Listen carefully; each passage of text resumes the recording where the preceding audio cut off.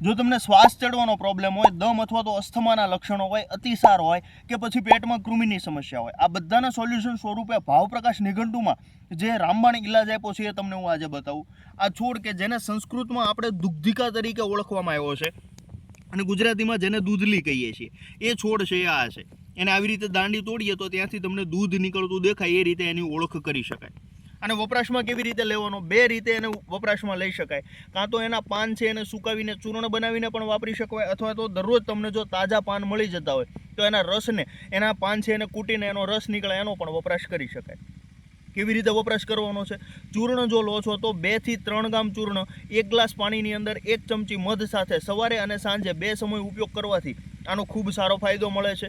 જો આના રસનો ઉપયોગ કરવો છે તો 2 થી 3 ml રસ છે 1 ગ્લાસ પાણીની અંદર નાખી 1 ચમચી મધ નાખી સવાર સાંજ 2 ટાઈમ આનો વપરાશ કરવાથી ખૂબ સારો ફાયદો મળે. આ પ્રમાણમાં તાસીરમાં થોડુંક ગરમ હોવાથી જો આનો વપરાશ પ્રોપર ના ખબર હોય તો કોઈ સારા વૈદ છે એની સલાહ લઈ અને એનો પણ તમે ઉપયોગ કરી શકો છો. જો આ પ્રકારની કોઈ સમસ્યાવાળા તમારા મિત્રો હોય તો એની સાથે વિડીયો શેર કરવાનું ભૂલતા નહીં. જય જય આયુર્વેદ.